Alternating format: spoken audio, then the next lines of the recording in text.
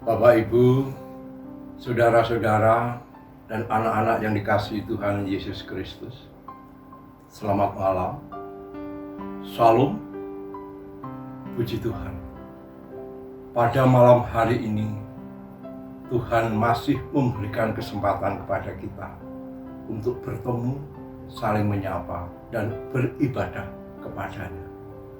Walaupun kita juga mau tahu bahwa keadaan sekarang ini, pandemi COVID-19 belum mereda, masih mewabah di Republik Indonesia ini. Tapi karena kita orang percaya, kita tetap berserah dan percaya bahwa Tuhan akan melindungi kita. Untuk itu, ibadah pada hari ini memasuki hari yang ke-9, pada hari Jumat tanggal 29 Mei 2020 ini akan kita mulai. Untuk itu, marilah kita satukan hati dan pikiran kita, berdoa kepada Tuhan yang Maha Kasih. Berdoa kita mulai. Tuhan, Bapa yang Maha Kuasa, yang Maha Kasih, yang kami puja dan kami muliakan dalam kehidupan kami. Terima kasih Tuhan, Engkau telah memberkati hidup kehidupan kami dari hari ke hari hingga pada malam hari ini. Engkau senantiasa menuntun dan melindungi kami, mencukupi kebutuhan kami. Terima kasih Tuhan. Dan pada malam hari ini, kami akan beribadah kepadamu. Kiranya Tuhan berkenan membuka hati dan pikiran kami, sehingga kami benar-benar dapat menerima apa yang Engkau firmankan, dapat merenungkan, menghayati, sehingga kami dapat melakukan firman-Mu di sepanjang hidup kami. Terima kasih Tuhan. Kiranya Tuhan jauhkan pula dari kuasa kegelapan di dalam ibadah ini. Dalam nama Tuhan Yesus, kami telah berdoa dan bersyukur. Amin. Bapak Ibu yang dikasihi Tuhan Yesus Kristus beserta anak-anak yang berbahagia, bacaan pada ibadah malam hari ini diambil dari kitab Kejadian pasal 50 ayat yang ke-15 sampai 21. Demikian firman-Nya. Yusuf menghiburkan hati saudara-saudaranya. Ketika saudara-saudara Yusuf melihat bahwa ayah mereka telah mati, berkatalah mereka, boleh jadi Yusuf akan mendendam kita dan membalaskan sepenuhnya kepada kita segala kejahatan yang telah kita lakukan kepadanya. Sebab itu mereka menyuruh menyampaikan pesan ini kepada Yusuf. Sebelum ayahmu mati, ia telah berpesan, beginilah harus kamu katakan kepada Yusuf, ampunilah kiranya kesalahan saudara-saudaramu dan dosa-dosa mereka, sebab mereka telah berbuat jahat kepadamu. Maka sekarang ampunilah kiranya kesalahan yang dibuat hamba-hamba Allah ayahmu. Lalu menangislah Yusuf ketika orang berkata demikian kepadanya. Juga saudara-saudaranya datang sendiri dan sujud di depannya serta berkata, kami datang untuk menjadi budakmu. Tetapi Yusuf berkata kepada mereka, jangan takut, sebab aku inikah pengganti Allah? Memang kamu telah mereka-rekakan yang jahat terhadap aku, tetapi Allah telah mereka-rekakannya untuk kebaikan, dengan maksud melakukan seperti yang terjadi sekarang ini, yakni memelihara hidup suatu bangsa yang besar. Jadi, janganlah takut. Aku akan menanggung makananmu dan makan anak-anakmu juga. Demikianlah ia menghiburkan mereka dan menenangkan hati mereka dengan perkataannya. Demikian sabda Tuhan. Berbahagialah orang yang memelihara dan berkenan menerima firman Tuhan dengan tulusan hati. Amin. Bapak Ibu yang dikasihi Tuhan Yesus Kristus, ibadah pada malam hari ini kami beri tema permaafan dan pemulihan. Jika kita dalam kehidupan kita senantiasa berkenan untuk memberikan maaf kepada orang lain, itu artinya bahwa kita dikuatkan dalam mengarungi kehidupan ini dalam nama Tuhan Yesus. Ada sebuah kisah dari negeri Afrika Selatan.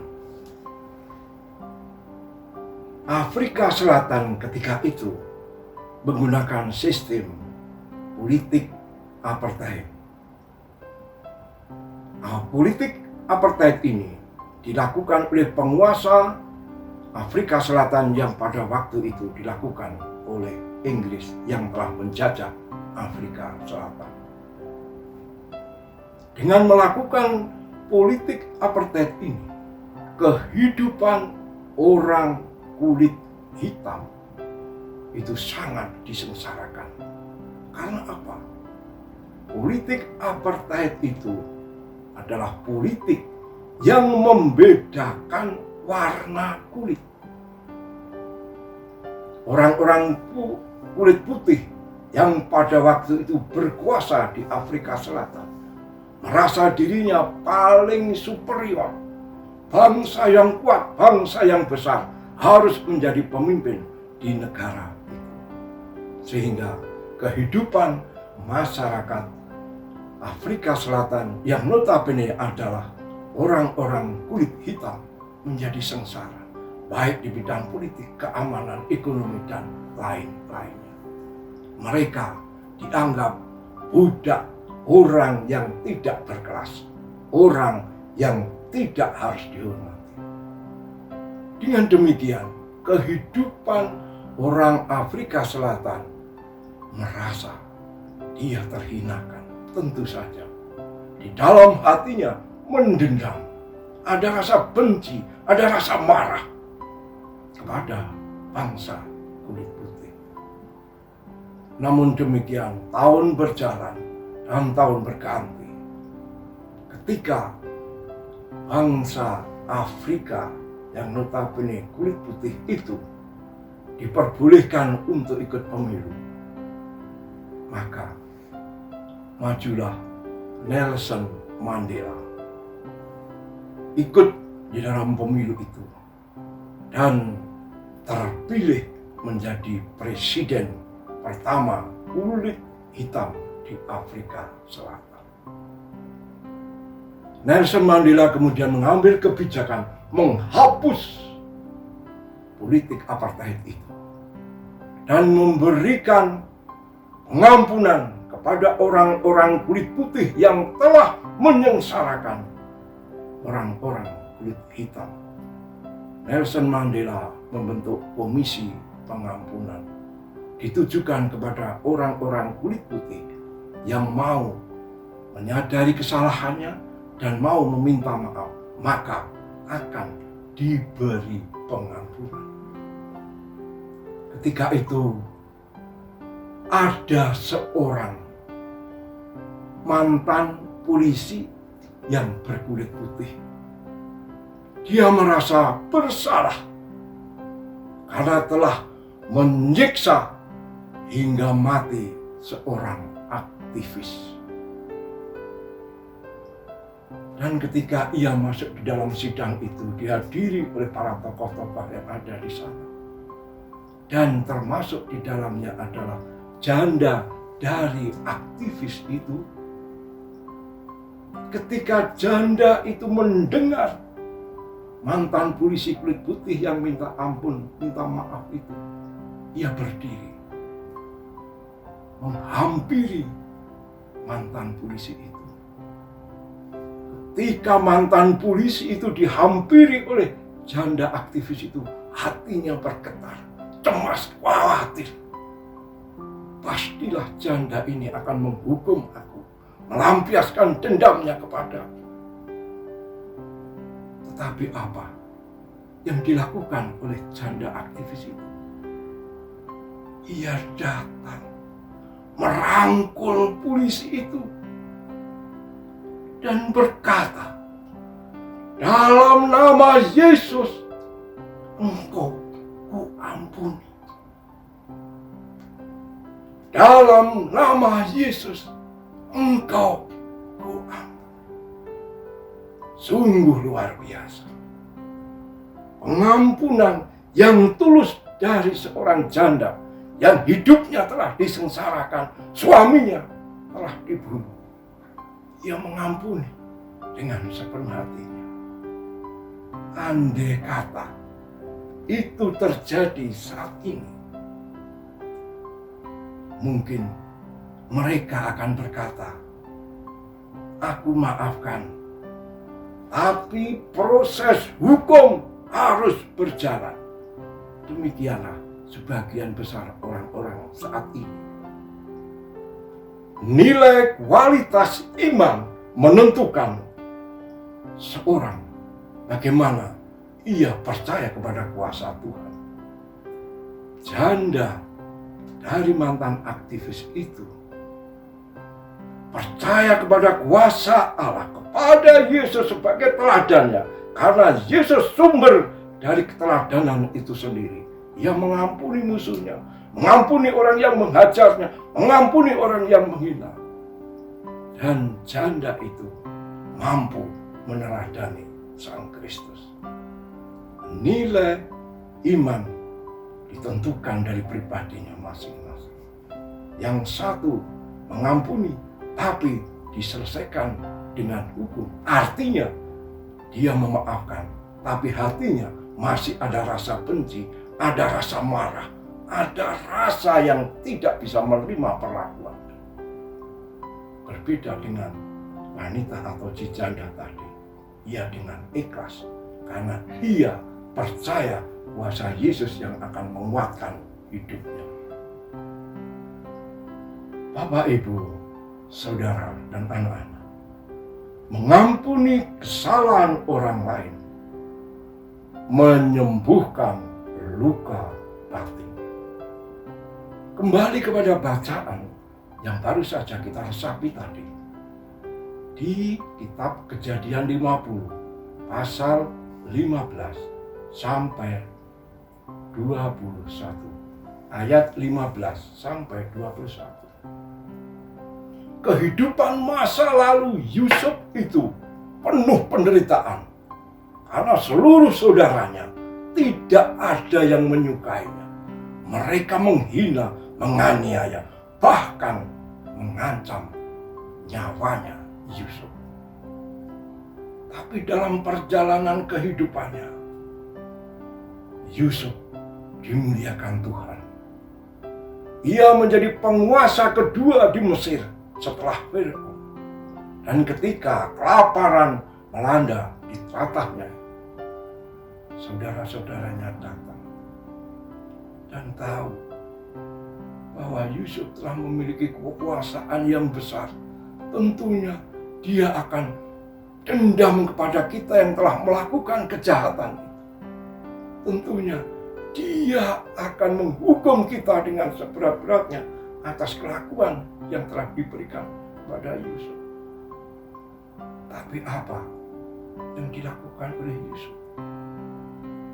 Yusuf memberikan maaf kepada saudara-saudaranya yang telah mencelakakan kehidupannya, yang telah menderitakan kehidupannya, sehingga Yusuf harus menjadi budak belian, dan akhirnya Tuhan menolong, dimuliakan hidupnya. Seperti yang tertera di dalam ayat 21. Aku maafkan. Engkau akan aku beri makan, dan anak-anakmu juga. Bisa kita bayangkan, saudara-saudara, ketika kejahatan telah ditimpakan kepada diri kita, kemudian mengampuni, bahkan memelihara kehidupan mereka, itu suatu perbuatan yang sangat-sangat mudah. Hanya orang yang berkualitas imannya yang mampu melakukan itu. Bagaimana dengan kita? Anak-anak Tuhan, orang percaya ini, mampukah kita melakukan seperti janda mantan aktivis itu? Atau mampukah kita melakukan seperti Yusuf, mengampuni dengan penuh ketulusan, keikhlasan? Malam hari ini Tuhan mengajari kita, Tuhan mengingatkan kita agar iman kita untuk lebih dimantapkan lagi, agar meneladani Sang Kristus yang pemaaf. Mintalah kepada Tuhan agar Roh Kudus turun ke dalam jiwa kita masing-masing, menyinari hati kita, sehingga kita dimampukan untuk menjadi orang yang pemaaf, menjadi orang yang pengampun. Karena apa? Mengampuni kesalahan orang lain itu obat untuk batin kita, untuk menyembuhkan luka batin kita. Kiranya Tuhan menyertai kita. Amin. Bapak Ibu yang dikasihi Tuhan, marilah kita masuki saat hening, dilanjutkan dengan doa.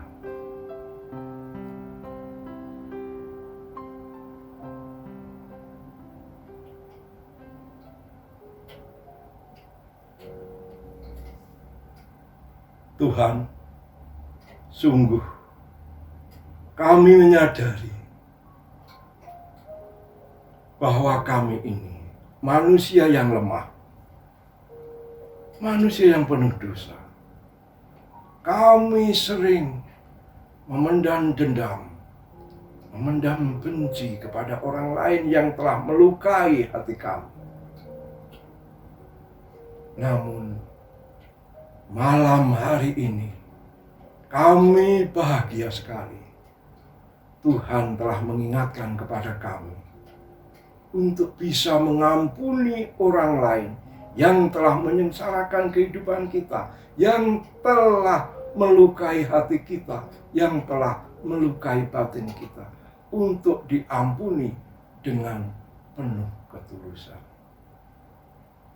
Tuhan, mampukan kami untuk menjadi seorang pengampun kepada orang-orang yang telah melukai batin kami.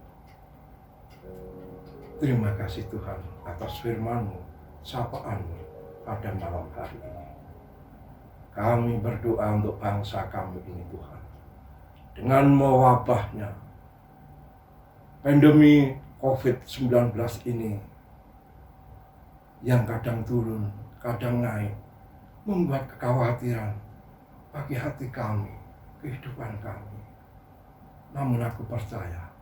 Namun kami percaya Tuhan selalu melindungi kami dalam kehidupan kami. Maka hamba mohon Tuhan, lindungilah kami dari segala macam penyakit, terlebih sakit corona ini. Kami juga berdoa untuk saudara-saudara di garda depan penanggulangan COVID-19 ini. Tuhan kuatkan, Tuhan mampukan, Tuhan teguhkan hatinya untuk menolong sesama manusia dengan penuh kasih, dengan penuh keikhlasan, sehingga dia melaksanakan tugasnya dengan baik dan menjadikan orang-orang yang mulia di hadapan-Mu, ya Tuhan. Terima kasih Tuhan, terima kasih. Ampunilah apabila di dalam kami beribadah malam hari ini ada dosa, kesalahan yang terselip di dalam batin dan pikiran kami. Ampunilah kami. Terima kasih Tuhan. Dalam nama Tuhan Yesus, kami telah berdoa dan bersyukur. Haleluya. Amin. Untuk menutup, Bapak Ibu, marilah kita nyanyikan Kidung Jemaat nomor 467, bait pertama. Tuhanku bila hati kawanku.